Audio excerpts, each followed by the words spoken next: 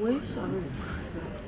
Je vous présente d'abord Alexandre Kateb, qui lui est économiste et il enseigne l'économie et les finances à Sciences Po d'une part et à l'Institut algérien de la haute finance ainsi qu'à l'École supérieure de gestion. Donc tout un programme. Il est aussi polyglotte parce qu'il parle 4 langues, non seulement le français et l'arabe et l'anglais, mais aussi, ce qui est plus étonnant, le russe, parce qu'il a séjourné plusieurs années en Russie. Donc pourquoi les briques changent le monde? Il faut déjà savoir qui a inventé cet acronyme.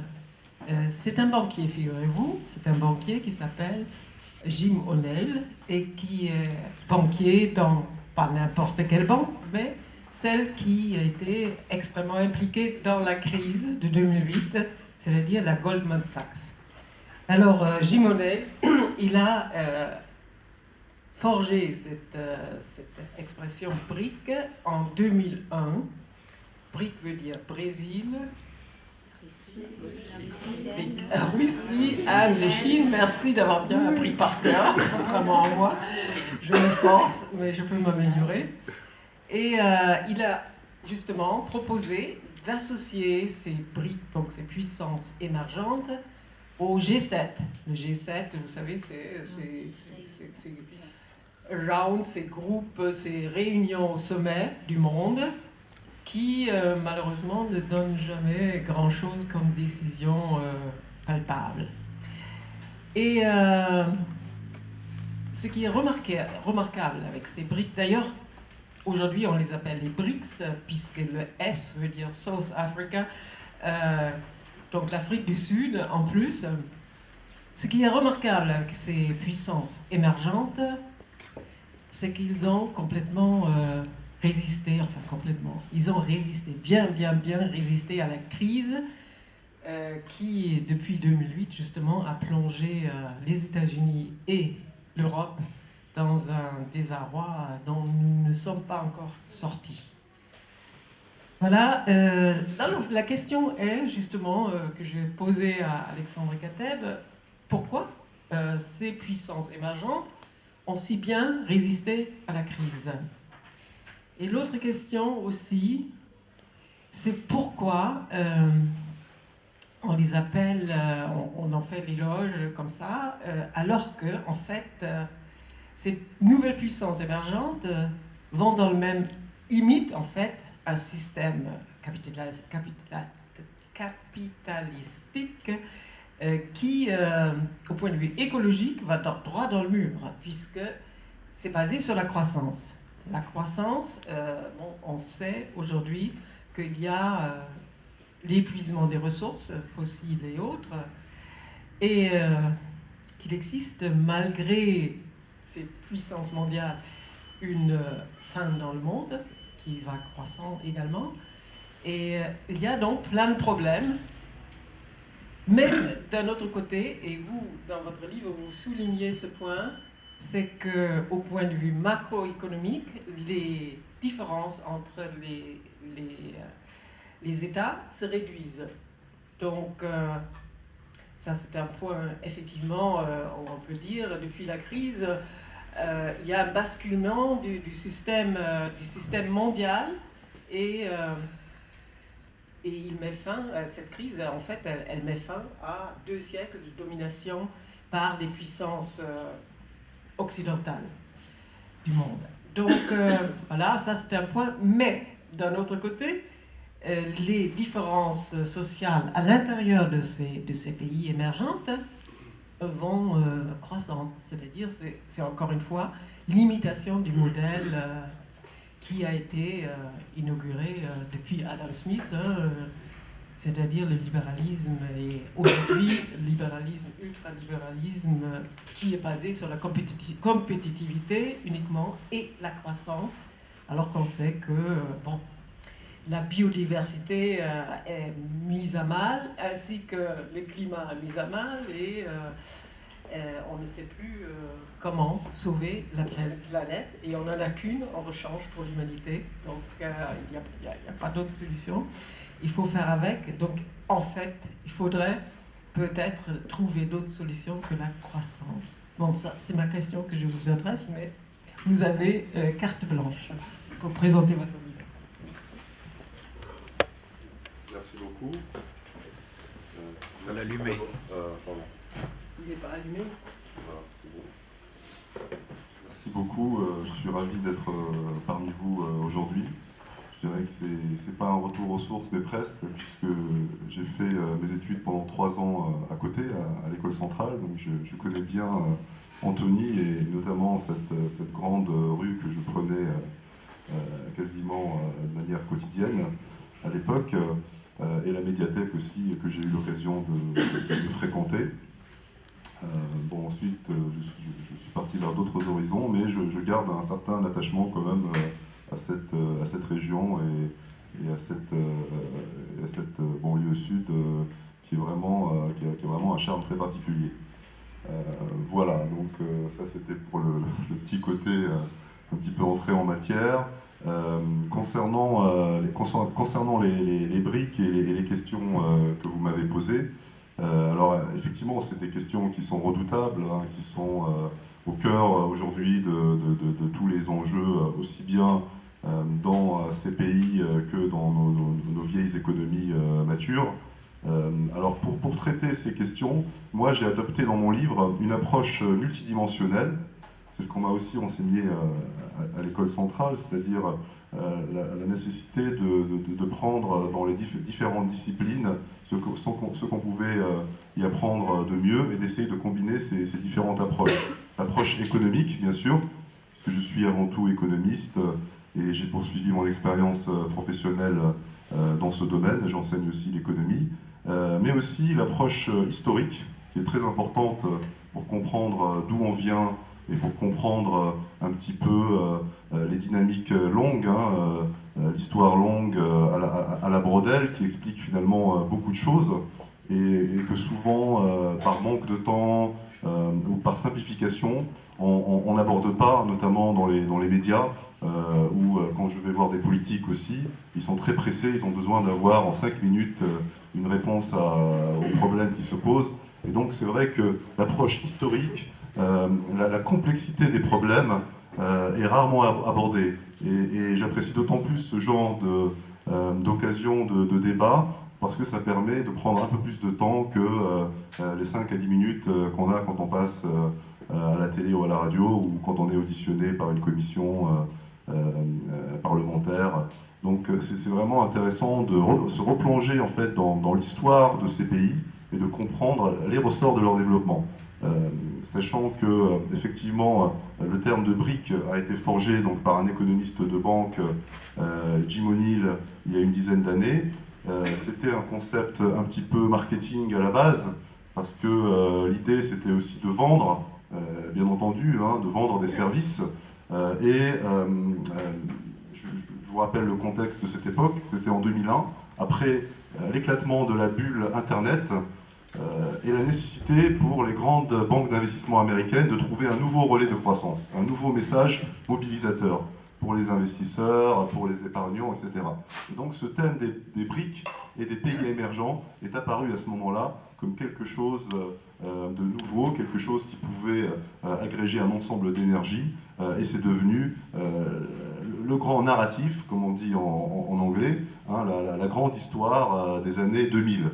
Et finalement, ça ne s'est pas démenti, puisque ces pays qui, à l'époque, représentaient moins de 10 à 15% du PIB mondial, aujourd'hui, en parité de pouvoir d'achat, s'approchent des 25-30% du PIB mondial. Ils représentent 40% de la population mondiale.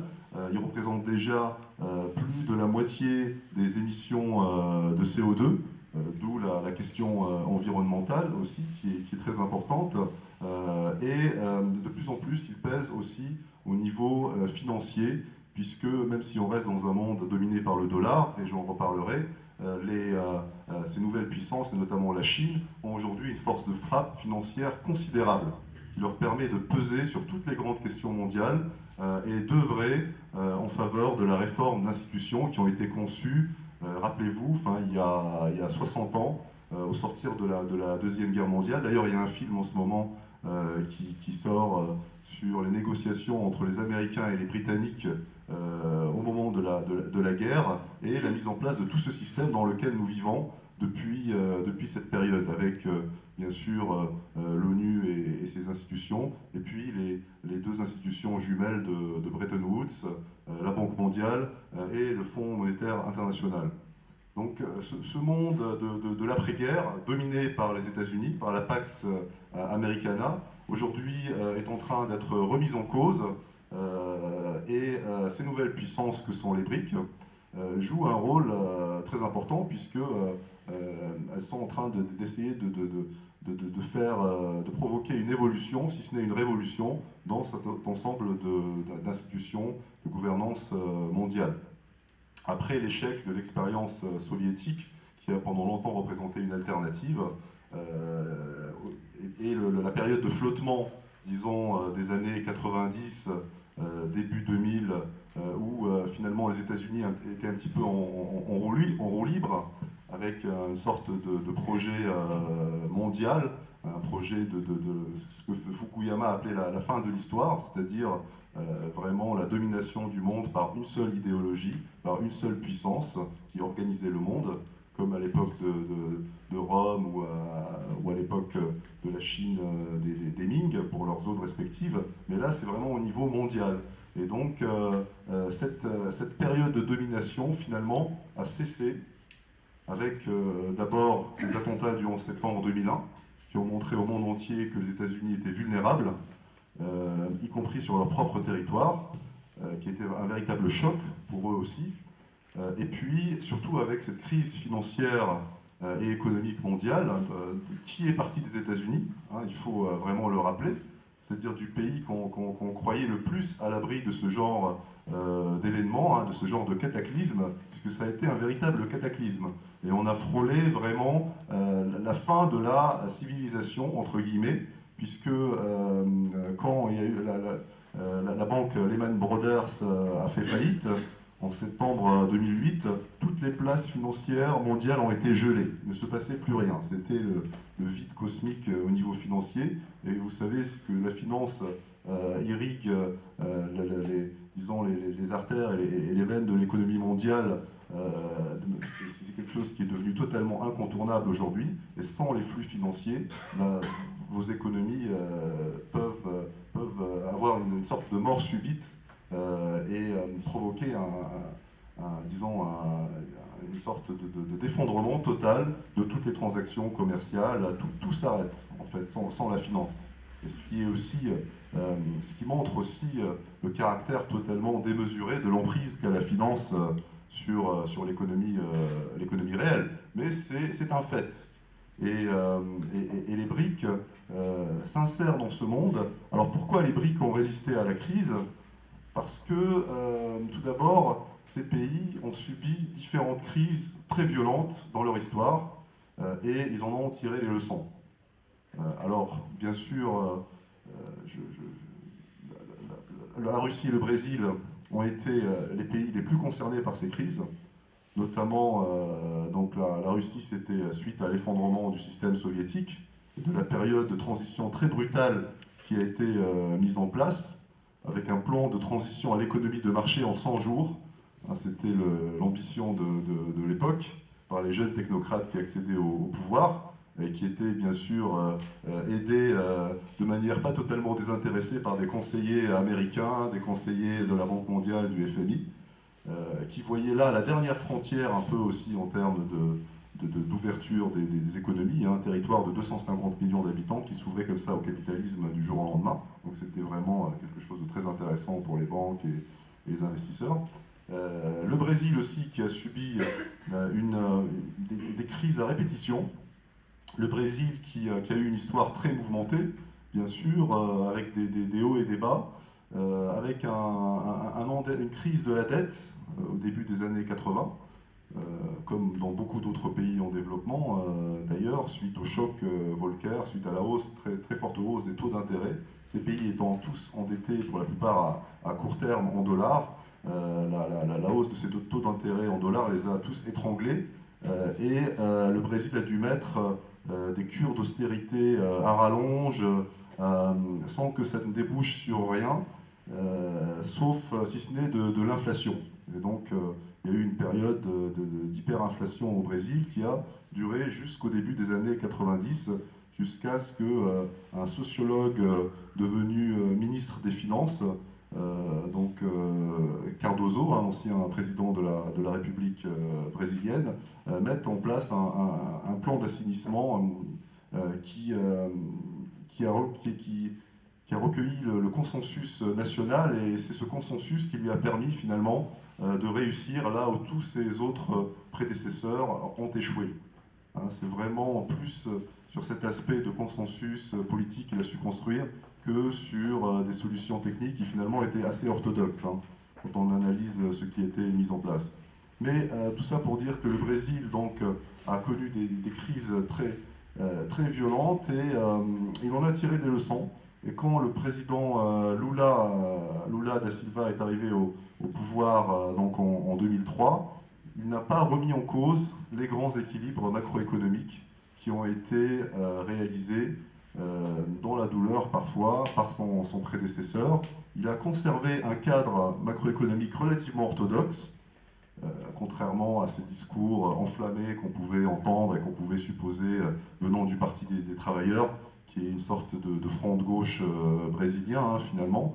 Mais il a eu l'intelligence de ne pas braquer les investisseurs internationaux et de se désengager progressivement de la tutelle du FMI, en remboursant ce qu'il devait au FMI. La Russie a fait la même chose pendant ces années 2000, qui ont coïncidé avec l'arrivée au pouvoir de Vladimir Poutine. Elle a remboursé totalement sa dette au FMI. Quant à la Chine et à l'Inde, ces deux pays, alors l'Inde a connu aussi des crises à répétition, tous les 10 ans environ il y avait une crise de la balance des paiements, mais l'Inde a mis en place également un processus de libéralisation économique et de retour à une saine gestion des affaires au niveau macroéconomique, qui lui a permis progressivement de réduire sa dépendance vis-à-vis de l'extérieur. Et donc finalement, quant à la Chine, c'est un pays qui représente une expérience vraiment sui generis de développement, hein, à nul autre pareil, puisque la Chine n'a pas du tout appliqué les recettes orthodoxes qu'on lui préconisait, qui étaient préconisées par les institutions de Bretton Woods. Au contraire, elle a vraiment suivi son chemin, sans jamais demander aux autres ce qu'il fallait faire. En Chine, le point, je dirais, déterminant, enfin l'initiateur du changement, ça a été le retour au pragmatisme. Les Chinois étant très pragmatiques de nature, ils ont rompu avec cette période idéologique du maoïsme, et avec Deng Xiaoping notamment, ils sont revenus au pragmatisme, ils ont revalorisé leur fonds confucéen, basé, disons, sur l'épargne, sur le dynamisme commercial aussi, et en même temps, ils ont préservé les grands équilibres macroéconomiques. Une des leçons de Mao, c'était de dire ne vous endettez jamais vis-à-vis de l'extérieur, parce qu'un pays qui s'endette est un pays qui perd sa souveraineté. Et les Chinois, Dieu sait qu'ils ont souffert de la perte de leur souveraineté depuis le 19e siècle. Et pour eux, et pour Mao et pour tous les dirigeants qui ont accédé au pouvoir en 1949, c'était vraiment quelque chose de vital que de rétablir cette souveraineté de la Chine qui a été bafouée par les puissances occidentales, hein, la Chine qui a été humiliée, qui se croyait comme étant le centre du monde, et qui finalement, après les guerres de l'opium et le sac de Pékin par les armées étrangères en 1868, ça a été un véritable choc pour ces élites chinoises. Et donc l'objectif, c'était vraiment de restaurer cette souveraineté et cette grandeur millénaire de la Chine. Alors avec des méthodes différentes, avec cette idéologie communiste finalement mais matinée de tradition impériale chinoise. Par exemple, Mao a maintenu le système des doléances impériales qui permettait à tous les Chinois d'adresser leurs doléances aux dirigeants, avec un système d'enveloppe qu'ils mettaient, qui était ensuite centralisé, etc., et qui remontait jusqu'à l'empereur à l'époque, et là qui remontait jusqu'au comité central du Parti communiste. Suivi des faits ou pas? Alors, suivi plus ou moins des faits, bien sûr, mais en fait, la Chine de Mao, qu'on imagine vraiment très centralisée, très autoritaire. Alors oui, bien sûr, c'est un système autoritaire avec des grandes erreurs et des grandes tragédies, comme le grand bond en avant, comme la révolution culturelle, qui reflétait des luttes entre les clans en présence, les clans au pouvoir. Mais la Chine est aussi, ce qu'on oublie de dire souvent, c'est un immense pays. C'est un pays qui est en réalité très décentralisé, parce que l'État central n'a jamais pu gouverner, disons, de manière centralisée, sans s'appuyer sur les élites locales. Les élites locales en Chine ont toujours joué un très grand rôle, par des systèmes d'allégeance à l'empereur, par le système des fonctionnaires impériaux, mais sans cette allégeance et sans cette relative autonomie qui a été accordée à ces élites locales, le pouvoir central n'aurait jamais pu se maintenir. Et c'est de plus en plus le cas aujourd'hui.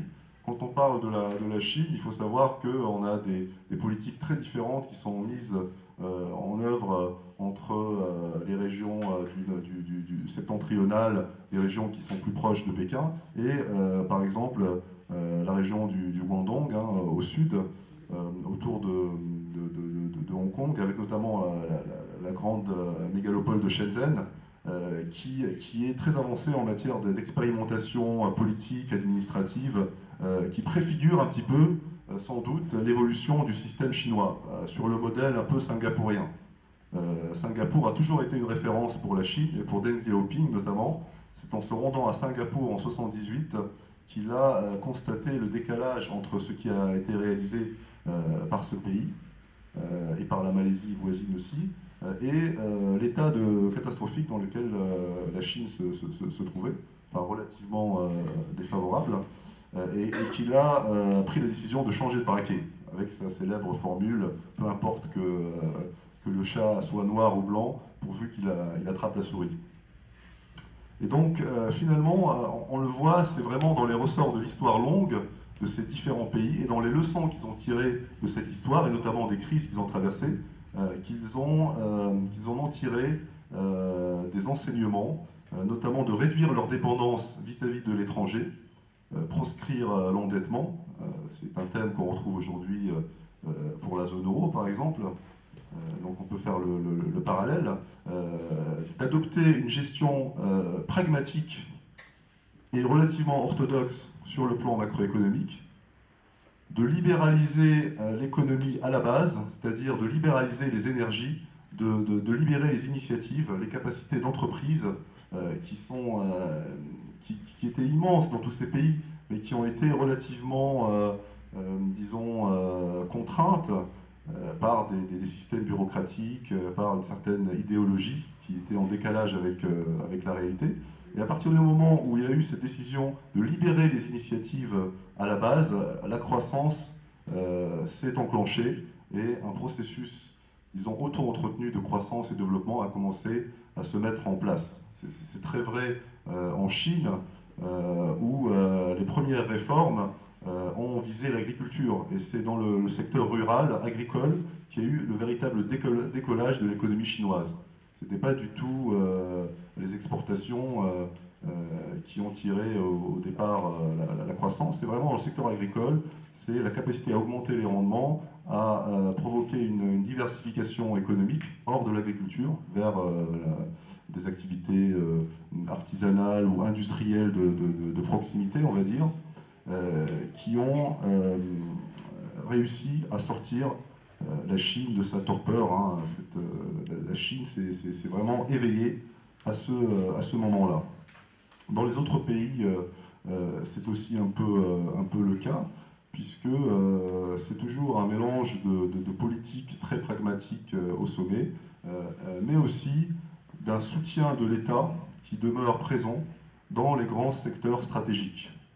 Et ça, c'est aussi une des grandes leçons de la crise, c'est que ces pays ont bien résisté à la crise parce que l'État était là et parce que l'État a pris le relais du secteur privé quand celui-ci connaissait des difficultés. C'est très vrai en Chine, là encore, puisqu'il y a eu un énorme plan d'investissement et de soutien aux exportateurs, mais aussi aux infrastructures, qui a été déclenché dès la fin 2008, avec un plan de relance qui représentait près de 15% du PIB chinois, contre 1 ou 2% en Europe. Donc on voit qu'en termes de capacité à relancer la machine, ça produit des résultats qui sont très différents.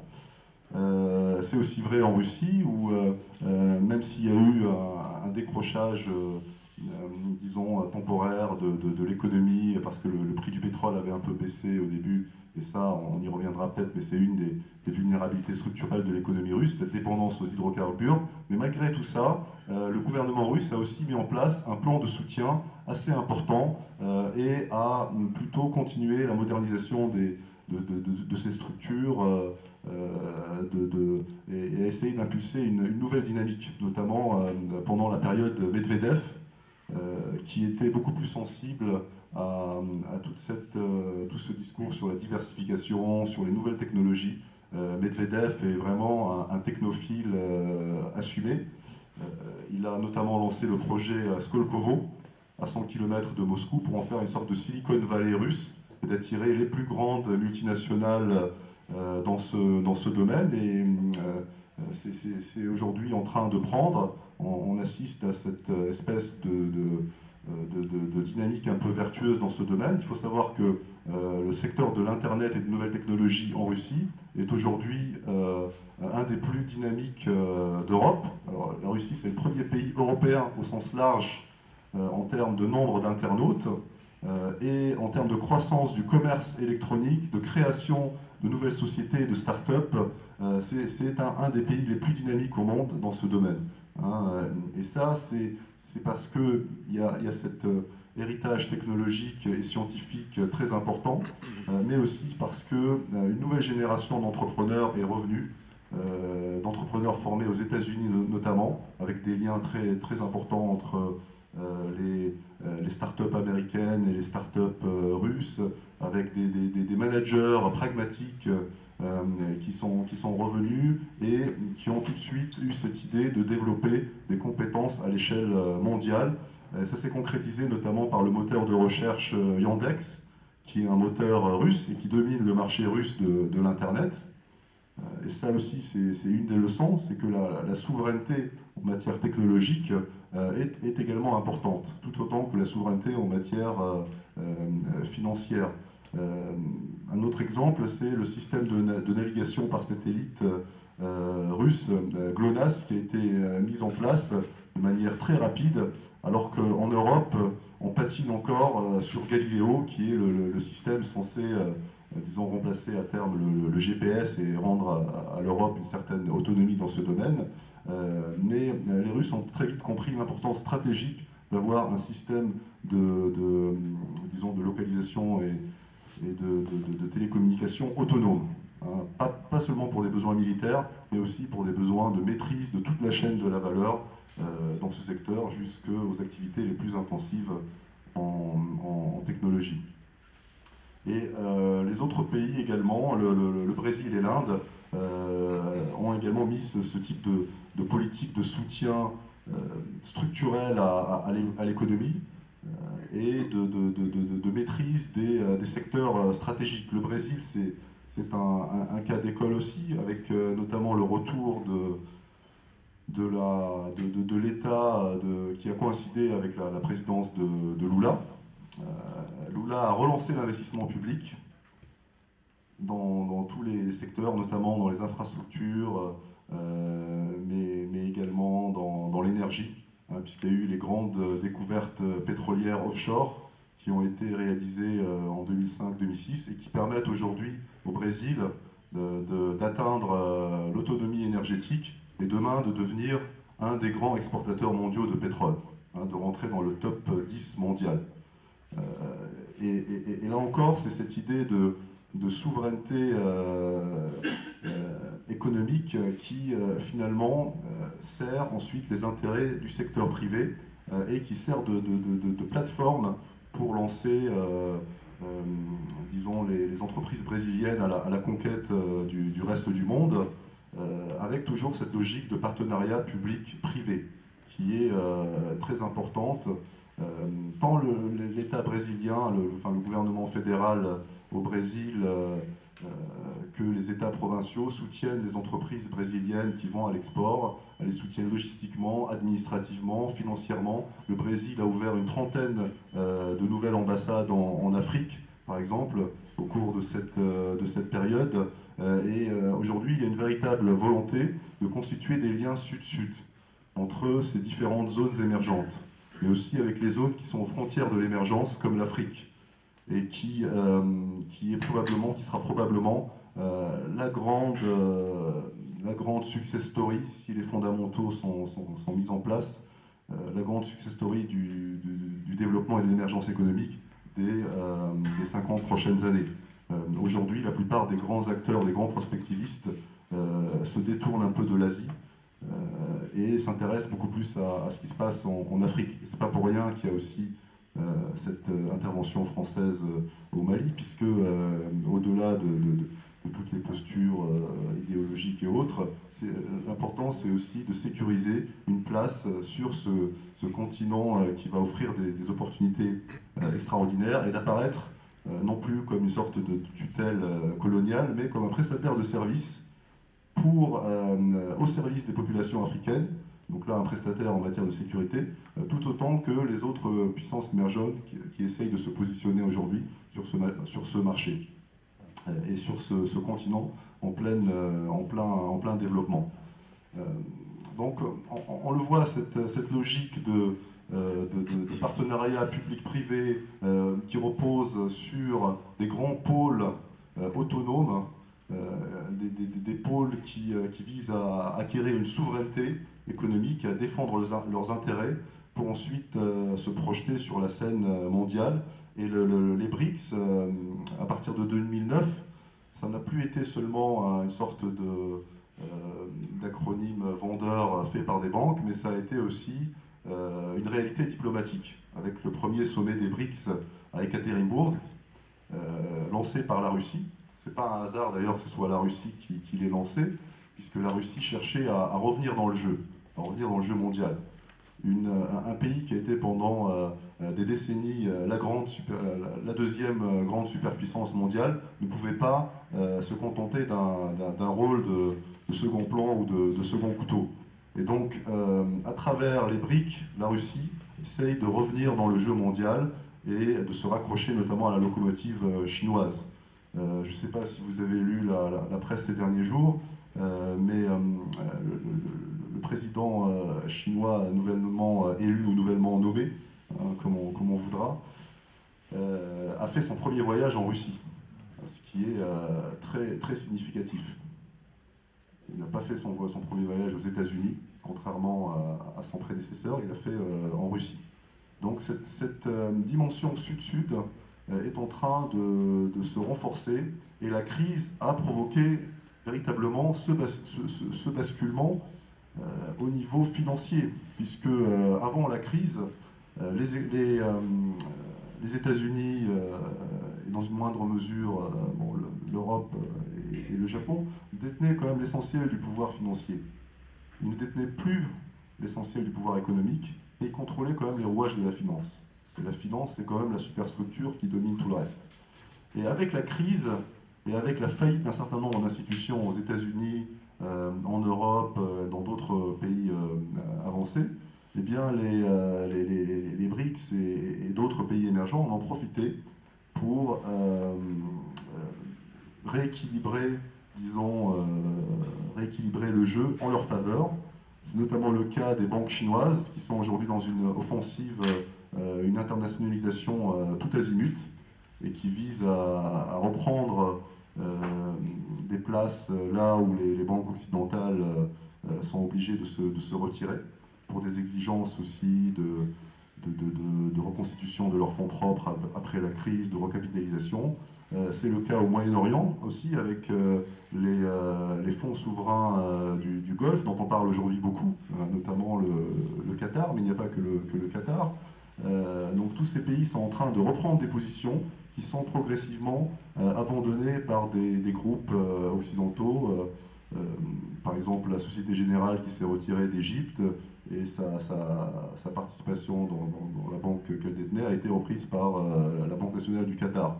C'est pas et c'est un mouvement qu'on observe un peu partout, que ce soit en Afrique, au Moyen-Orient, en Amérique latine. En Amérique latine, où les banques occidentales américaines se sont retirées aussi, Citigroup et autres, et leur participation, leurs intérêts ont été repris par des banques brésiliennes, par des banques mexicaines, qui ont trouvé là, disons, une opportunité, une aubaine extraordinaire. La crise a été une aubaine, en réalité, pour ces pays, puisqu'elle a permis d'accélérer ce mouvement séculaire de rattrapage et de convergence entre les différentes économies. Aujourd'hui, l'étape, disons, ultime, c'est la réforme des institutions financières internationales, qui est vraiment disons, celui qui contrôle la finance contrôle le monde. Ça, c'est clair. Je reviendrai après sur les aspects beaucoup plus critiques du capitalisme, sur l'environnement, etc., parce que c'est important. Mais là, c'est une réalité de fait. Et le contrôle des institutions internationales, c'est une manière de contrôler la finance et donc de contrôler également tout le reste. Donc ça, c'est vraiment le pilier financier qui est très important. Le deuxième pilier, bien sûr, c'est le pilier sécuritaire. Et je vais partir au Brésil là, dans quelques semaines, à l'invitation du gouvernement brésilien, pour plancher sur la réforme du Conseil de sécurité et le lien avec les aspects économiques aussi, avec la réforme des institutions de Bretton Woods. Et c'est pas un hasard que le Brésil met cette question à l'ordre du jour, parce que le Brésil n'est pas membre permanent du Conseil de sécurité, ce qui reflète l'anachronisme de cette instance, qui ne reflète plus les grands équilibres économiques mondiaux et les grands équilibres, l'économie faisant la force militaire, la capacité militaire, ne reflète plus les capacités militaires qui sont en train de se rééquilibrer dans le monde entier, avec une très forte progression des budgets militaires en Chine, plus de 15% par an au cours des 10 dernières années, avec une très forte progression aussi des budgets militaires en Inde, avec le Brésil qui pendant des années s'est détourné du militaire parce que c'était trop coûteux, et parce qu'il y avait d'autres priorités, c'était de résoudre cette crise multiforme qui l'empêchait d'avancer. Et ça s'est manifesté notamment par sa renonciation à l'arme atomique, traité de Tlatelolco qui a été signé avec l'Argentine et d'autres pays pour faire de l'Amérique du Sud une zone libre d'armes nucléaires. Mais aujourd'hui, le Brésil est en train de se demander s'il ne faut pas revenir sur cette politique, et le fait de manière très discrète, en commençant des commandes d'armement, notamment à la France. Il y a des commandes de sous-marins à propulsion nucléaire qui sont faits auprès de des CNS. C'est un dossier qui avance. Et derrière l'objectif, c'est de sécuriser, de sanctuariser le territoire brésilien, bien sûr, notamment les réserves pétrolières offshore, qui constituent un peu le ciment de l'indépendance énergétique pour ce pays, de sécuriser les frontières, également, qui sont immenses, avec tous les autres pays, tous les problèmes contrebande, de trafic de drogue, de tout ce qu'on peut imaginer qui circule, et puis de préparer finalement l'avènement du Brésil en tant que puissance mondiale qui va disposer d'un siège permanent dans un nouveau Conseil de sécurité. Et pour avoir ce siège permanent, finalement, les Brésiliens sont en train de se rendre compte que l'arme nucléaire est peut-être une nécessité, ce qu'ils n'envisageaient pas du tout il y a quelques années, mais face au refus répété des autres pays de les laisser entrer dans cette enceinte, les Brésiliens sont en train de commencer de changer de braquet. Et je dirais que le décès d'Hugo Chavez au Venezuela, finalement, qui a été bien sûr très vécu de manière très émotionnelle par tous les Sud-Américains, parce qu'il incarne une espèce de leader charismatique à la Bolivar, hein, qui vraiment est dans la tradition sud-américaine. Mais finalement, pour les Brésiliens, ça a été plutôt une bonne nouvelle, puisque ça leur permet de reprendre la main et d'évacuer le dernier concurrent potentiel ou le dernier troublion qui les empêchait de mettre la main sur l'ensemble de l'Amérique du Sud. Puisque Chavez était à la fois un allié mais aussi un rival pour le Brésil. Le Venezuela, c'est les premières réserves pétrolières mondiales. Il faut le savoir. Ça permet de prendre la mesure de son importance. Même si Chavez a fait un peu n'importe quoi sur le plan économique. Il a aussi sorti de la pauvreté 30% de Vénézuéliens. Donc ça, c'est plutôt un progrès. Donc on peut pas. Le bilan est contrasté, le bilan de Chavez est contrasté. Le personnage, qu'on l'aime ou qu'on le déteste, il est ce qu'il est. Mais on peut pas effectivement lui reprocher d'avoir conduit cette politique sociale qui a permis d'augmenter considérablement l'indice de développement humain du pays et de le préparer ensuite avec un gouvernement plus pragmatique, probablement à une reprise économique qui conjugue développement économique et développement social, puisqu'on ne peut pas avancer sans avoir ces deux piliers du développement, même si c'est de manière alternée ou simultanée, enfin, après c'est de la politique. Donc tout ça pour dire qu'aujourd'hui, tous ces pays, ces grandes puissances, les BRICS, sont des puissances inachevées, dans la mesure où elles ne contrôlent pas encore tous les leviers de la puissance, mais en se coalisant à travers cette alliance diplomatique que ces pays sont en train de forger, c'est un moyen pour elles de surmonter leurs faiblesses inhérentes et de projeter une image de puissance collective plus forte et de peser collectivement sur les réformes des institutions de Bretton Woods, sur les réformes du Conseil de sécurité, et sur tous les autres grands débats, notamment sur le changement climatique. Je n'en ai pas beaucoup parlé. Je ne sais pas si j'ai le temps encore. Oui, c'est passionnant. Alors sur la question climatique, là aussi, effectivement, il y a eu un grand blocage, comme vous savez, au cours de la grande conférence de Copenhague, qui s'est tenue en 2009, qui était censée relancer tout le processus de négociation climatique et préparer l'après-Kyoto. Mais cette négociation a achoppé sur une absence de langage commun et une absence de diagnostic partagé sur les origines du problème, c'est-à-dire que pour les pays émergents et l'ensemble des pays du Sud, c'est les pays plus matures qui sont responsables de la situation actuelle, historiquement parlant, puisque l'essentiel des émissions qui sont encore dans l'atmosphère ont été générées au cours du dernier siècle, et les États-Unis, l'Europe ont une responsabilité beaucoup plus importante que les autres. Ça, on ne peut pas le nier.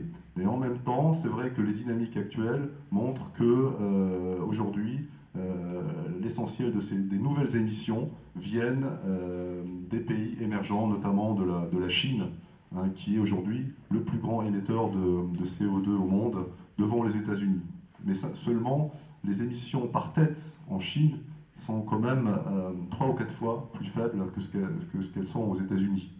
Et donc, là aussi, il y a une certaine forme d'hypocrisie de la part des pays avancés de demander des efforts à ces puissances, alors même qu'elles préservent un mode de vie très énergivore et qu'elles ne font pas de leur côté les efforts nécessaires, alors même qu'elles ont un accès au financement, quand même globalement, qui est beaucoup plus important. Parce que la question vraiment fondamentale, c'est qui va financer cette grande transition énergétique mondiale? Est-ce qu'elle va être financée par les pays du Nord ou par les pays du Sud? Et c'est là-dessus que cachotent finalement les discussions.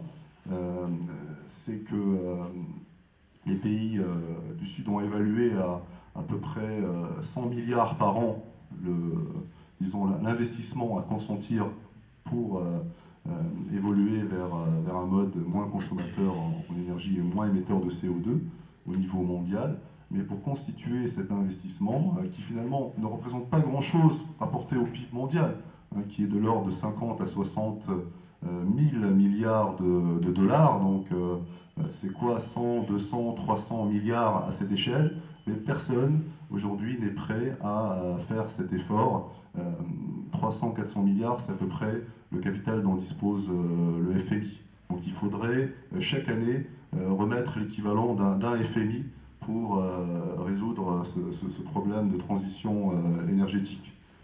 Et aujourd'hui, on est plutôt dans une logique de repli sur soi de la part des différentes grandes puissances, que ce soit les États-Unis, que ce soit l'Europe, qui est en plus empêtrée dans cette crise de l'euro et qui a beaucoup de mal à se projeter à long terme, à dépasser la réflexion sur les moyens de sortir de sa petite crise, entre guillemets. Enfin, quand je dis petite crise, je parle de l'euro.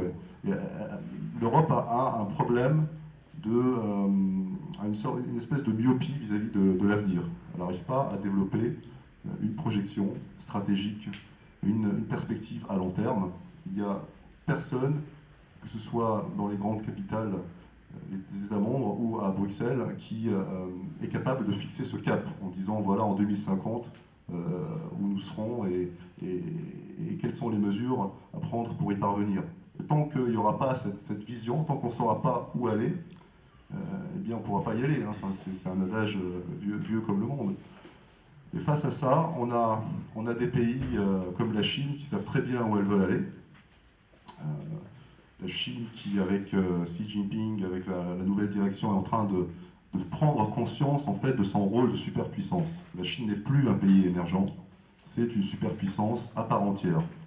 Et autant avant c'était quelque chose qui n'était pas assumé, une sorte de fausse modestie qui était une tactique, autant aujourd'hui, quand Xi Jinping rencontre Barack Obama, il le considère au même niveau. Voire la Chine a toujours en arrière-pensée cette idée de revenir à sa position, disons, de première puissance mondiale et de centre du monde. C'est ce qu'elle sera déjà au niveau économique d'ici une dizaine d'années. Elle va passer devant les États-Unis en volume, c'est mécanique, même si le niveau de vie par habitant va rester plus faible que ce qu'il est aux États-Unis ou dans les autres pays. Mais la force de frappe additionnelle en termes financiers va lui permettre de constituer une armée qui sera aussi la première armée mondiale et qui sera à égalité, à parité stratégique avec les États-Unis et avec les autres puissances. Donc si rien n'est fait, on se dirige plutôt vers un jeu non coopératif et à un moment donné, les intérêts des différentes puissances, émergées, émergentes, matures ou immatures, comme on voudra, vont entrer en collusion.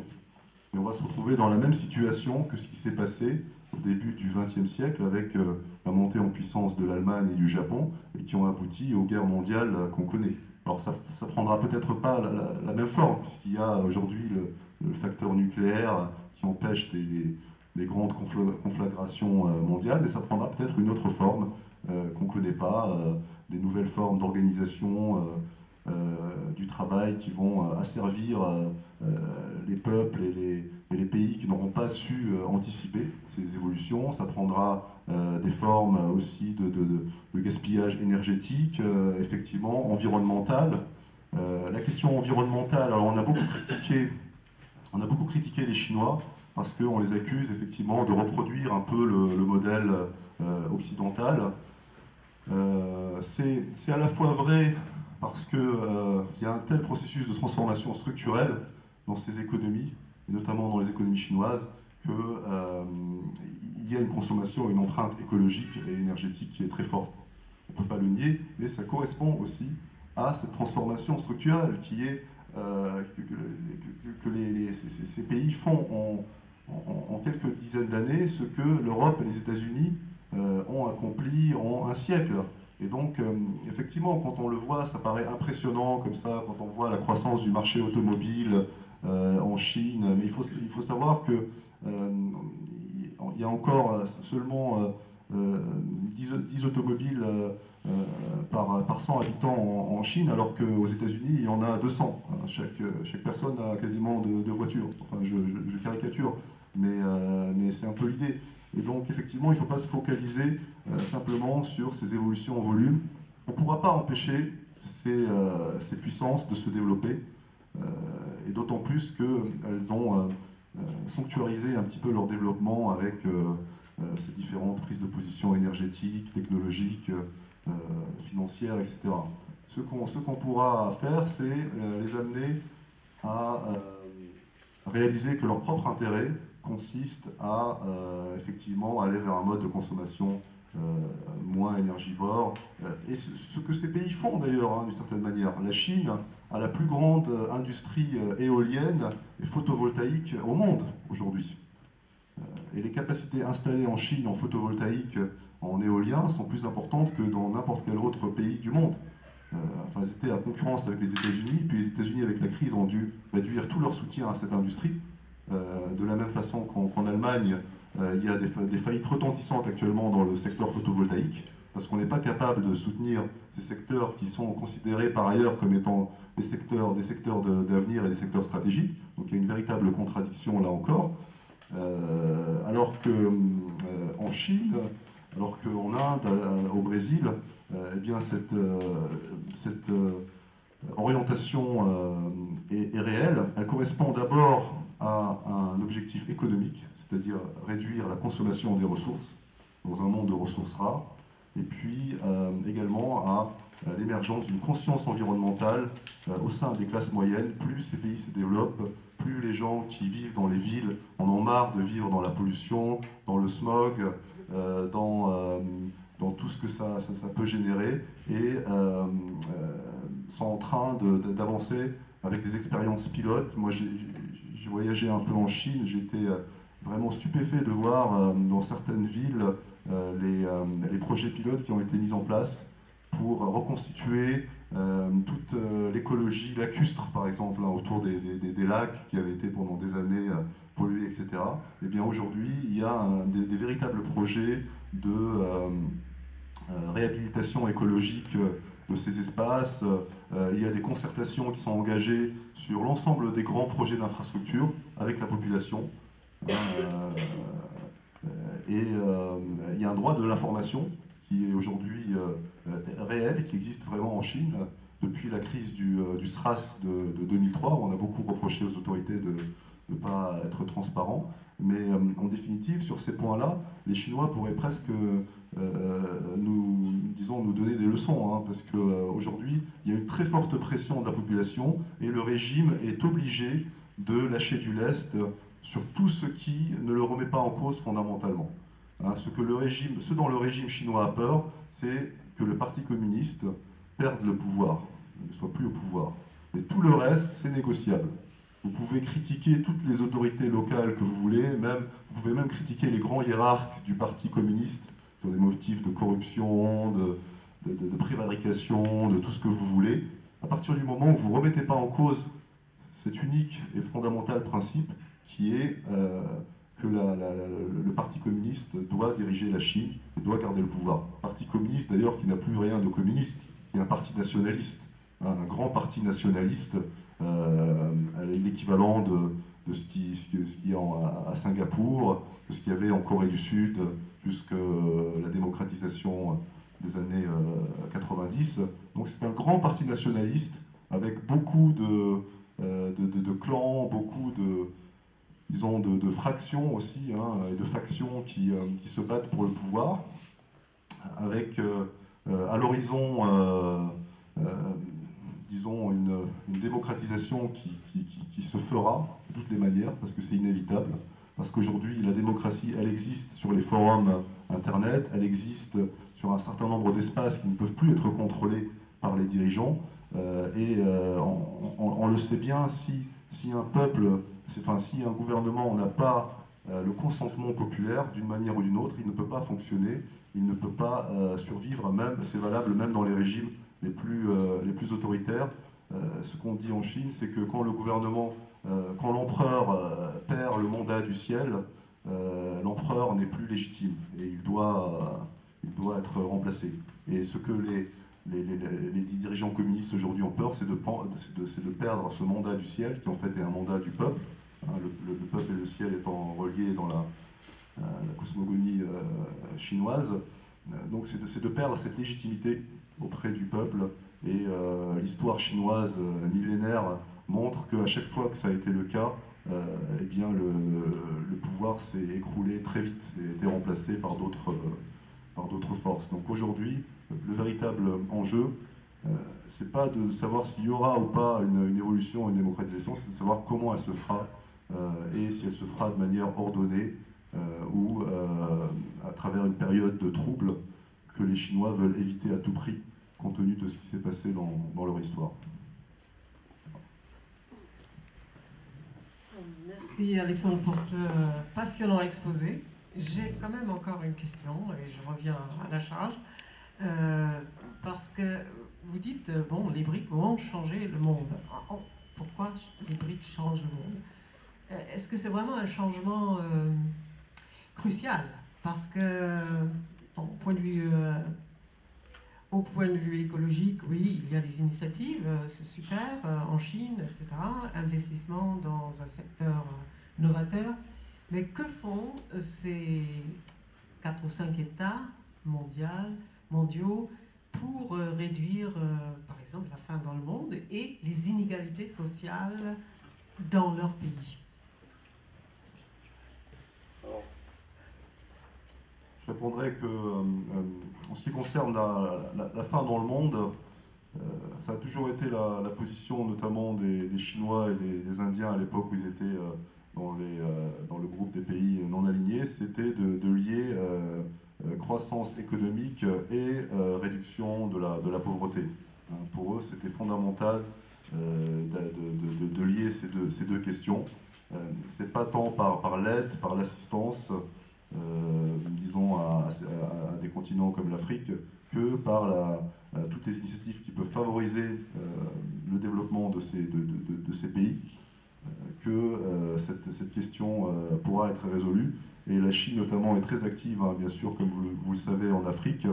Elle a été beaucoup critiquée aussi sur une sorte de néocolonialisme qu'elle susciterait en Afrique, avec un échange infrastructure contre matières premières. Alors déjà, c'est quand même pas mal d'avoir des infrastructures, hein, ce qui n'était pas fait pendant des années, voire des décennies. Si c'est en échange de contrats d'approvisionnement de la Chine à long terme, je dirais que c'est de bonne guerre, même si effectivement il ne faut pas que ça devienne un pillage des matières premières de ces pays.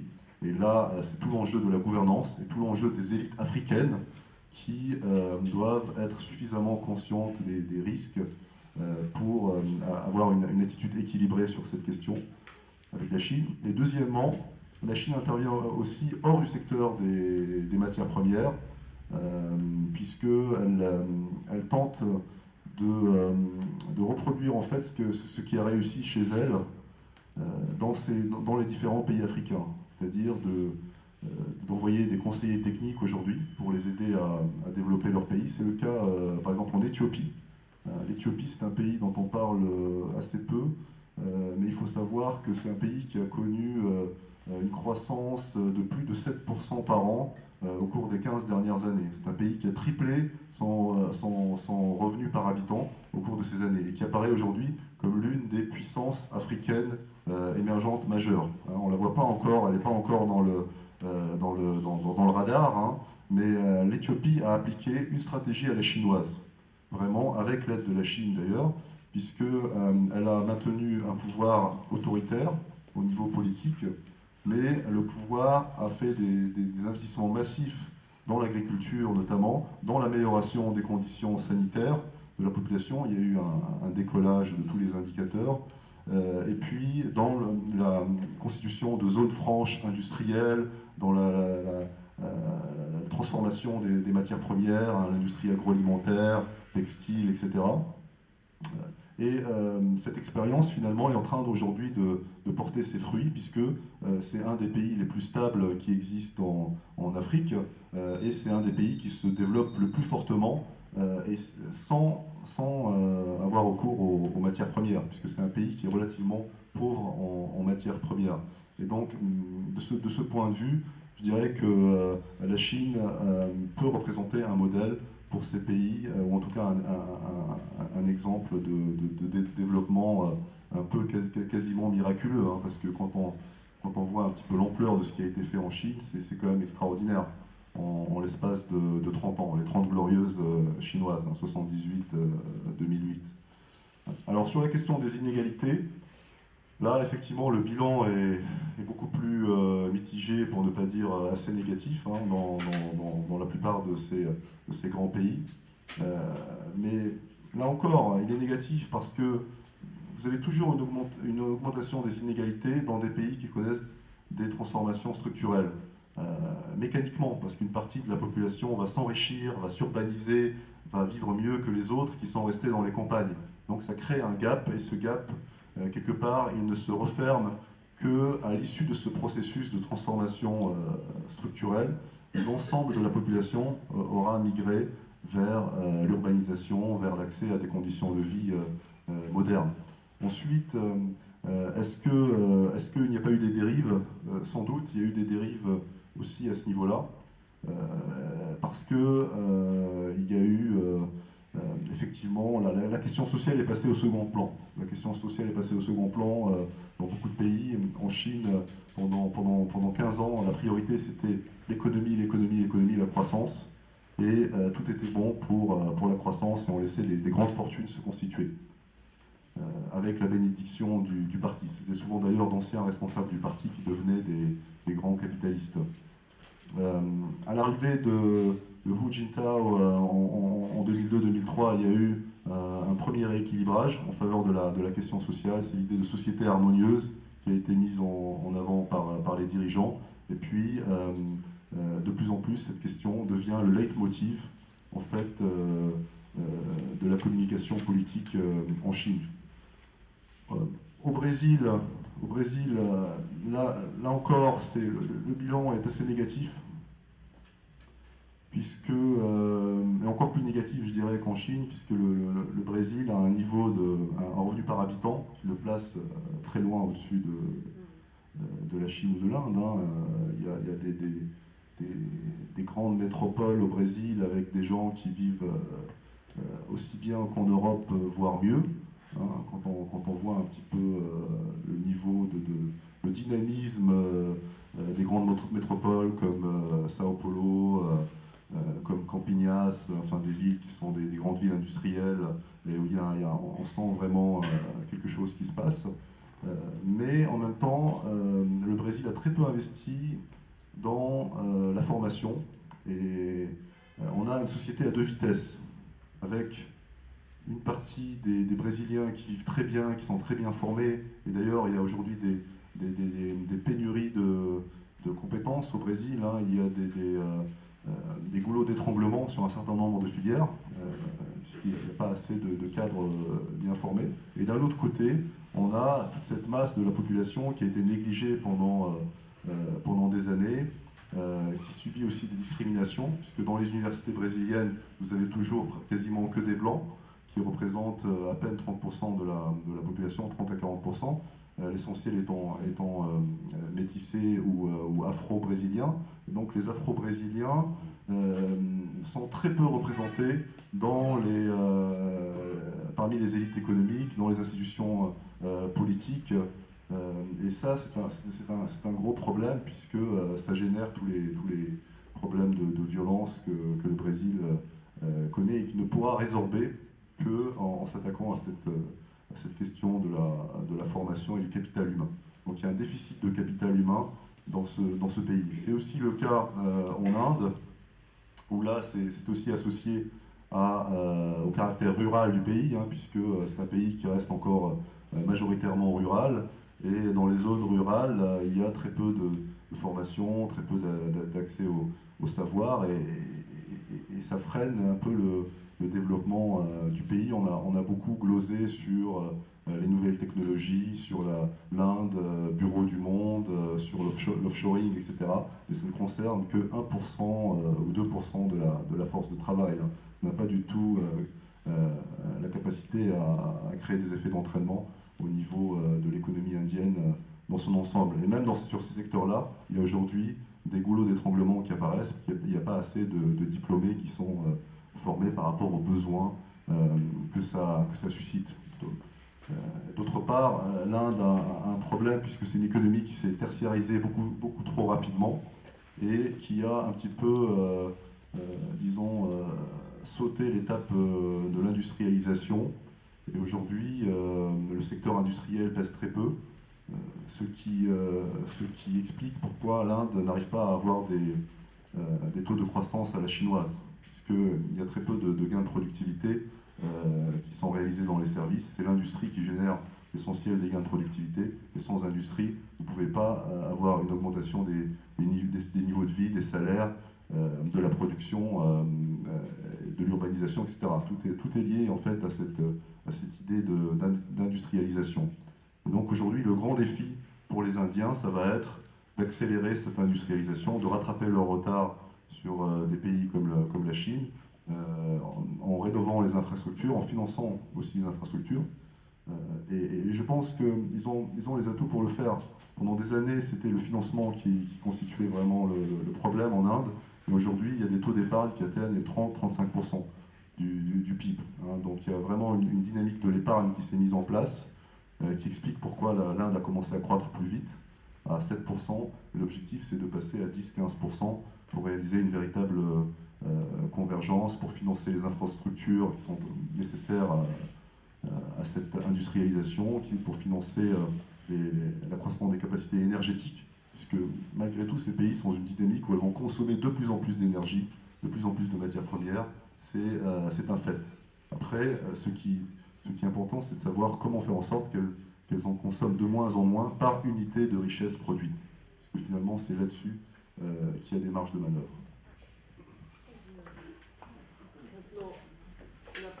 Un peu prolongé cet exposé, mais je le trouvais tellement riche que vous avez 20 minutes pour le débat et les questions. Voilà. Oui, voilà. Bon, je suis tout à fait contente de ces nouvelles puissances, mais il faut dire qu'elles sont sorties de très bas quand même par rapport aux pays occidentaux et américains. Néanmoins, compte tenu de ce que vous nous avez dit, je voudrais connaître le taux de chômage. Est-ce que le taux de chômage est important dans tous ces pays, notamment au Brésil? Merci. On prend plusieurs questions. Oui, on prend plusieurs questions. Moi, c'est concernant la Chine. Je n'ai pas lu exactement la même chose que vous. La première chose, c'est que j'ai vu dans certaines revues africaines, apparemment, il y a quand même un rejet des Chinois pour plusieurs raisons. C'est parce que d'une part, ils importent leur personnel, même entre guillemets leur prostituées, ce qui était déjà des choses assez intéressantes.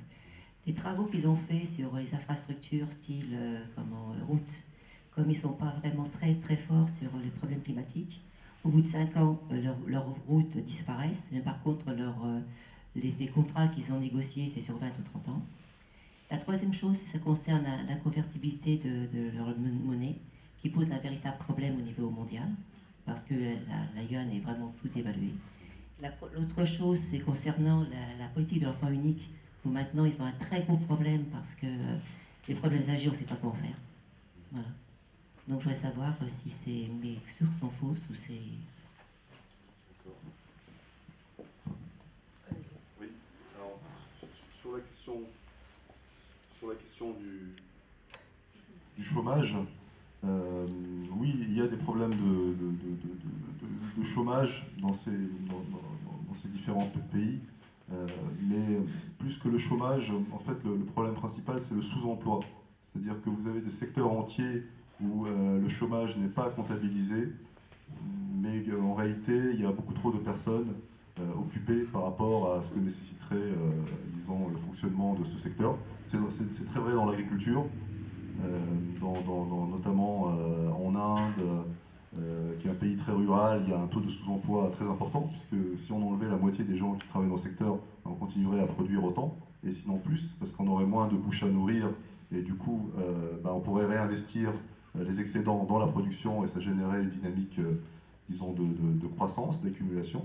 Donc il y a un vrai problème de sous-emploi dans ces pays, et c'est vrai en milieu urbain, avec notamment au Brésil, le sous-emploi, l'économie informelle qui est très développée, qui fonctionne non seulement dans tout ce qui est illicite, c'est-à-dire la drogue, la prostitution, enfin des choses qui ne sont pas forcément très positives, mais aussi dans le commerce, le petit commerce, dans les petites unités, disons, industrielles aussi, qui sont pas déclarées. Enfin, il y a beaucoup d'économies informelles, et il y a une incapacité à créer de l'emploi, disons, moderne, hein, un emploi qui soit reconnu avec une protection sociale, avec une formation, etc. Ce qu'on appelle un véritable emploi, quoi. Et qui soit capable de favoriser des gains de productivité à long terme dans ces économies. Donc il y a vraiment un problème de sous-emploi et de création d'emplois, les deux étant liés, bien sûr. Il y a aussi des pénuries ponctuelles à certains niveaux, notamment dans l'encadrement. Il y a un déficit d'encadrement parce qu'il n'y a pas eu assez de formation, notamment au Brésil. Et donc aujourd'hui, un ingénieur au Brésil gagne un salaire supérieur à un ingénieur en France. Parce que tout simplement il y a un manque d'ingénieurs au Brésil, et donc si vous êtes ingénieur, vous allez là-bas, vous êtes accueilli à bras ouverts, hein, et c'est un petit peu aussi le cas en Chine, mais c'est moins vrai parce qu'il y a quand même eu en Chine un investissement massif très tôt dans le capital humain, notamment pendant la période maoïste. Mao a fait beaucoup de choses qui étaient pas bonnes, voire dramatiques, mais sur ce terrain du capital humain, il a énormément investi. Il a permis à la Chine ensuite d'avoir cette phase de croissance portée par les industries de main-d'œuvre qui nécessitent quand même un minimum de formation. Hein. Pour avoir un ouvrier qualifié, un ouvrier qui comprend ce qu'il fait, il faut qu'il ait au moins 7 ou 8 ans de scolarisation. Et la Chine avait réussi très tôt à faire cet investissement-là. Et puis au niveau des grandes universités chinoises, il y a des universités qui sont du niveau mondial, hein, donc là-dessus il n'y a pas tellement de problème. Alors, en ce qui concerne la relation sino-africaine, oui, ce que vous dites est vrai, hein, ce que vous dites est vrai effectivement sur la faible qualité en général des infrastructures construites par les Chinois par rapport à celles qui sont proposées par d'autres pays. Mais quelque part, c'est comme dit le proverbe, what you pay is what you get. Hein. C'est parce que les tarifs sont très compétitifs par rapport à ce qu'offraient les équipementiers, les constructeurs occidentaux, que ces groupes chinois ont pu rafler des marchés importants. Ils les ont assortis à des deals, souvent des deals de matières premières, mais ça n'explique pas tout. C'est aussi parce qu'ils savent s'adapter à des conditions de travail dans des pays instables, souvent très difficiles, Et du coup, ils ont cette doctrine de base de vie intégrée, hein, en faisant venir tout ce qui est nécessaire pour leurs ouvriers. Donc il y a effectivement très peu de spillover, très peu d'effets d'entraînement sur l'économie locale pendant la réalisation de ces projets, mais les infrastructures, une fois qu'elles sont construites, avec tous leurs défauts, bien sûr, même si c'est des routes qui, dans 5 ans, ont besoin d'être rénovées. Et ça, c'était la première génération un peu des contrats chinois. Aujourd'hui, les élites africaines, les dirigeants africains sont beaucoup plus sensibles à ces problématiques. Ils ont appris à travailler avec les Chinois et ils savent faire la part des choses dans l'essentiel des pays entre ce qui est bon à prendre et ce qui ne l'est pas, et à mieux encadrer cette présence chinoise en Afrique, hein. Et puis, c'est vrai que quand il y a un besoin de qualité supérieure, ils peuvent aussi aller voir d'autres groupes, hein. Il y a la Turquie qui se développe beaucoup en Afrique, hein.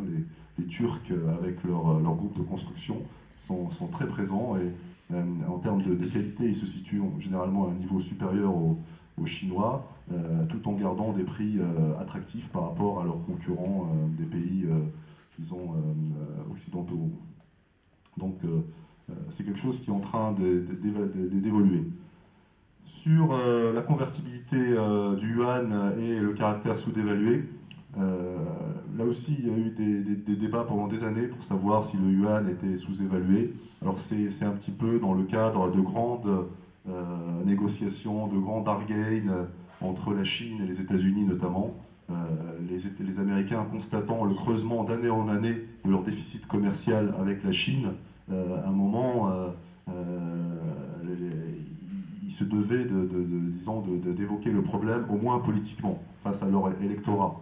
Mais en même temps, c'est une situation qui arrange tout le monde, puisque ça permet aux ménages américains d'avoir des produits à bas coût, qui sont importés depuis la Chine et qui sont souvent produits par des entreprises américaines, hein, que ce soit Apple, que ce soit des grands groupes dans l'électronique, l'électroménager, ou japonais, mais en tout cas qui sont perçus comme étant des entreprises occidentales.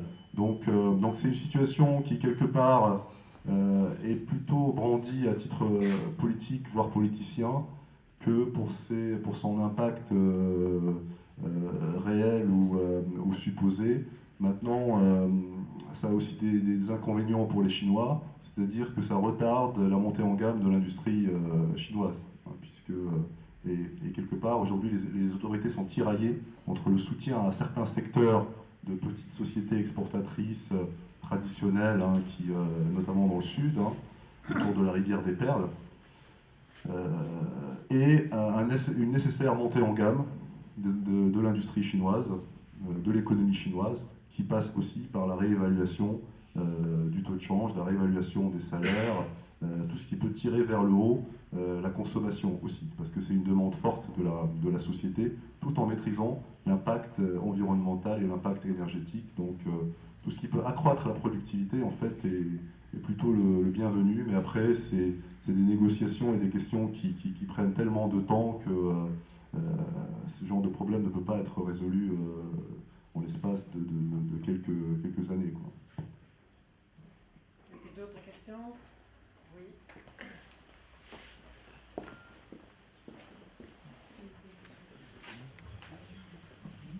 Bonjour.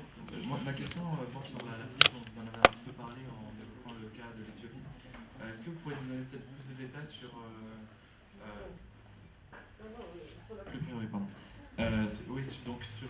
sur l'émergence de l'Afrique? Alors, c'est peut-être pas les puissances émergentes comme on l'entend quand on parle des BRICS, mais déjà quand, c'est-à-dire est-ce que le décollage de l'Afrique va être très tardif par rapport au décollage des pays émergents, ou est-ce qu'on voit déjà des signes, vous en avez parlé tout à l'heure, ou c'est-à-dire on parle souvent de l'Afrique du Sud comme un des principaux, comme un des pays qui fait partie des BRICS, quoique c'était contesté, mais moi j'avais aussi entendu parler du Rwanda par exemple, comme un des pays émergents d'Afrique. Et enfin comment, c'est-à-dire est-ce que ce seraient les pays qui ont des capacités, qui ont des réserves de pétrole importantes qui seraient les premiers concernés, ou pas seulement? Merci.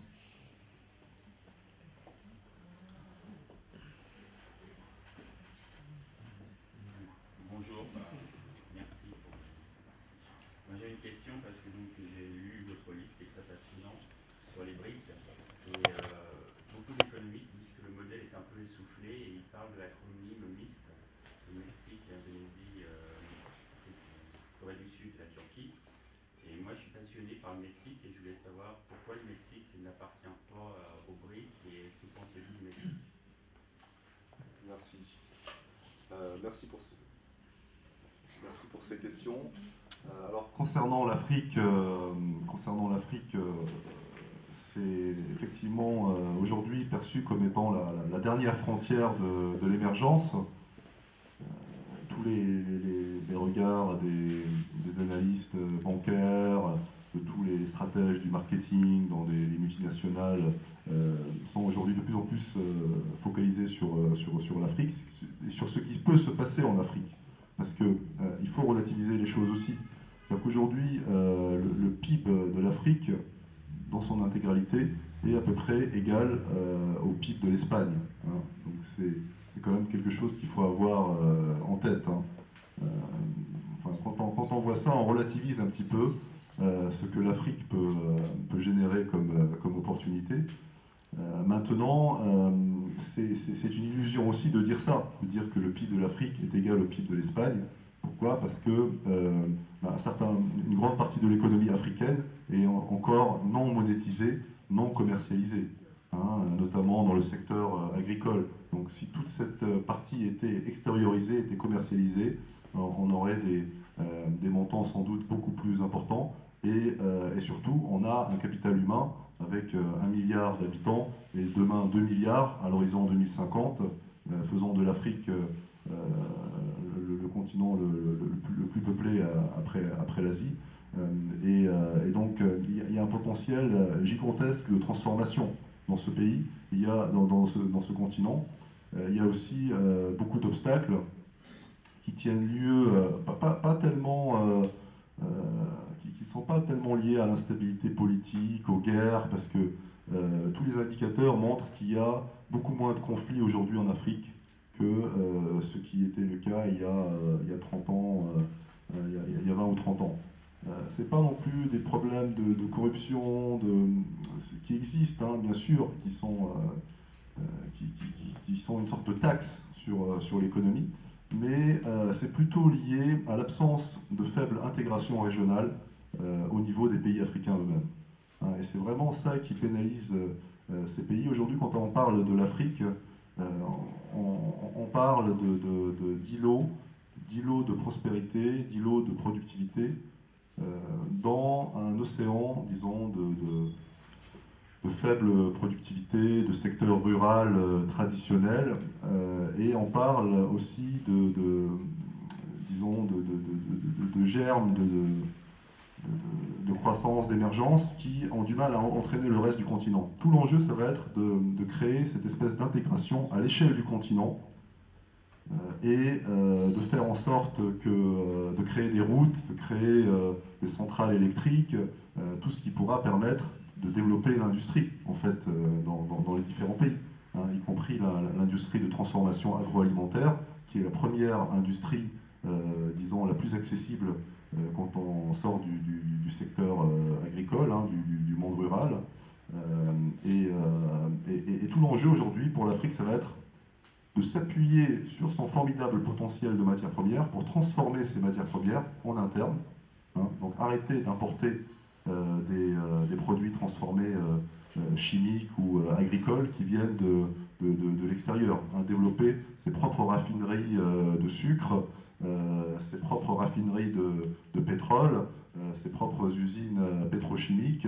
Il faut savoir que, par exemple, il y a un homme d'affaires algérien qui s'appelle Saad Rabrab qui a parlé, qui a eu une ambition très forte de développement en Afrique. Et j'ai lu une interview très intéressante où il disait quand vous prenez par exemple une tonne de coton, hein, ça vaut 1000 euros, enfin je ne sais plus ce qu'il disait, mais quelque chose comme ça, je n'ai pas les ordres de grandeur, mais quand vous la transformez en t-shirt, tout de suite, vous multipliez par 10 cette valeur. Rien que la transformation en t-shirt, ça multiplie par 10 déjà la valeur de ce coton brut. Hein, et donc, on voit bien qu'il y a un potentiel très important de développement de la valeur ajoutée et donc des revenus, hein, et de la taille de l'économie dans son ensemble, à travers cette transformation sur place des matières premières, qui n'a pas été réalisée pendant très longtemps, parce que pendant très longtemps, l'Afrique est restée dans une sorte de logique un peu néocoloniale, où les grands groupes occidentaux qui étaient présents avant les indépendances favorisaient toujours les industries d'exportation de matières premières. Et donc, l'archétype, c'est le groupe Bolloré, hein, qui est dans les ports, dans le bois, dans les choses comme ça, et qui pendant des années s'est contenté d'acheter à bas prix les matières premières africaines et de les exporter vers l'Europe ou de les exporter vers d'autres pays. Et aujourd'hui, avec la concurrence chinoise, avec la concurrence turque, avec les pays du Golfe aussi, hein, les Émirats par exemple, qui investissent de plus en plus en Afrique, il y a finalement une saine concurrence qui pousse au développement de capacités de production dans ces différents pays, de capacités de transformation. Et encore une fois, ce développement doit se faire en parallèle avec l'investissement dans le capital humain, puisque vous avez besoin de main-d'œuvre bien formée et en bonne santé. On a parlé de l'Afrique du Sud.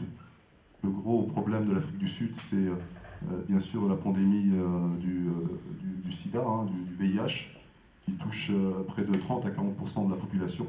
Donc c'est énorme. Hein. Vous avez 40% des mères, des femmes enceintes qui sont porteuses du VIH. Donc c'est une situation qui s'est aggravée dans les années 2000, hein, après la fin de l'apartheid en réalité. Et aujourd'hui, c'est une situation qui commence un petit peu à se stabiliser. On commence à maîtriser un peu cette pandémie. Mais quand vous avez 40% de la population qui est malade, vous ne pouvez pas faire non plus accélérer votre développement, conjugué avec les inégalités de revenus, d'accès à l'éducation dans une société sud-africaine qui reste quand même encore très clivée entre la minorité blanche qui a le pouvoir économique et la majorité noire qui est dépossédée un peu des terres, de l'éducation, d'un certain nombre de choses. Donc ça crée une société de ghetto, avec un ghetto de riches, qui a coopté une partie des élites africaines, ce qu'on appelle les Black Diamonds, hein, les diamants noirs, qui sont des anciens cadres de l'ANC, qui ont été cooptés par les grandes entreprises sud-africaines pour donner un peu de couleur, hein, au sens propre, et à leur société, pour acheter quelque part la paix sociale, en redistribuant à quelques-uns. Mais ça a été vraiment fait sur le mode oligarchique et pas sur le mode d'une distribution massive, disons, de la formation, de l'emploi. Et ça, c'est vraiment un gros problème, sachant que la première industrie en Afrique du Sud, ça va être l'industrie minière, qui est une industrie qui peut employer très peu de monde et qui a une très faible capacité par elle-même à opérer une transformation du pays. Ce qu'il faudrait développer, c'est plutôt toutes les industries dont on parlait, l'agroalimentaire, le textile, etc., les produits chimiques. Et ça, c'est pas encore tout à fait. Donc, l'Afrique du Sud, c'est un pouvoir, un soft power important, parce que c'est une société démocratique où il y a au moins sur le plan formel une coexistence entre différentes ethnies, différentes populations, où il y a un pouvoir financier et capitalistique qui est très fort, qui a été accumulé, hein, pendant un siècle ou deux, sur la base de l'exploitation de cette population noire aussi, hein, il faut le rappeler, qui était traités comme des esclaves en réalité. Et tout ça fait que l'Afrique du Sud aura beaucoup de mal à jouer le rôle de locomotive de l'Afrique. En fait, ce qu'il faut, c'est plusieurs pays émergents qui donnent l'exemple et qui commencent à s'intégrer régionalement. Et l'espoir, il est là, c'est dans ces blocs régionaux qui se constituent, en Afrique de l'Ouest, en Afrique de l'Est aussi, avec le Kenya, par exemple, qui a des expériences très intéressantes. Le Kenya est le leader mondial dans le domaine des paiements mobiles. Ils ont des solutions plus innovantes que ce qu'on trouve en Europe en matière de paiement mobile, parce qu'ils ont fait d'un handicap, l'absence de banque, un atout finalement, à travers l'utilisation des téléphones portables. Et donc il y a des solutions qui passent par l'innovation, qui passent par des idées un peu créatives pour accélérer cette croissance, cette industrialisation, mais il y a aussi beaucoup d'obstacles à surmonter, notamment cette intégration à l'échelle du continent. Est-ce qu'on peut encore prendre une question? On n'a pas répondu à la question sur les Miss, le Mexique. Ah oui, pardon. Ah oui, voilà, c'est ça. Oui, le Mexique, effectivement, c'est un pays que je connais moins. C'est peut-être pour ça aussi que j'en parle moins. Mais c'est un pays qui, sur le plan économique, a évidemment un grand potentiel, qui suit un petit peu la même dynamique de croissance et de développement que les BRIC, qui, sur le plan diplomatique et politique, a choisi de s'intégrer aux États-Unis. C'est pour ça qu'on en parle moins, puisque c'est un allié des États-Unis, et qu'à travers l'accord de libre-échange nord-américain, il s'est mis dans cette orbite-là. Donc le Mexique ne se considère pas comme un pays émergent. En fait, il se considère comme un pays développé, alors avec beaucoup de problèmes qui l'empêchent d'être au même niveau que d'autres pays développés, mais il considère qu'il doit garder cette espèce de vision du premier monde pour accélérer son développement, notamment son intégration aux États-Unis, avec à terme la disparition des frontières entre les deux pays, avec une espèce de zone Schengen à l'échelle nord-américaine. Et donc le Mexique n'est plus très présent dans tous les grands débats sud-américains d'intégration de l'Amérique du Sud, parce qu'il a ces liens très forts avec les États-Unis. Maintenant, c'est pas immuable. Si demain on s'aperçoit que les Mexicains s'aperçoivent que l'intégration ne leur a pas donné les résultats qu'ils voulaient, ils peuvent tout à fait rebasculer vers le sud. Mais ils sont dans une situation un petit peu tiraillée, quoi, entre la volonté de peser quand même avec des problèmes sociaux, économiques qui les rapprochent de certains pays émergents, mais en même temps cette intégration avec Quant aux autres pays, on peut multiplier les acronymes à l'infini. En réalité, ce qui est important, c'est de comprendre la dynamique en fait, de développement dans chacun de ces pays, sachant qu'il y a des éléments qui peuvent être transposés et d'autres qui sont spécifiques, d'où l'importance de l'histoire aussi, et puis de l'importance des tendances lourdes comme la démographie, qui est vraiment, in fine, c'est la démographie qui détermine l'évolution d'un pays et la manière d'utiliser judicieusement les évolutions démographiques. Bon, s'il n'y a pas d'autres questions, je remercie beaucoup Alexandre Catef pour avoir partagé son riche savoir avec nous. Et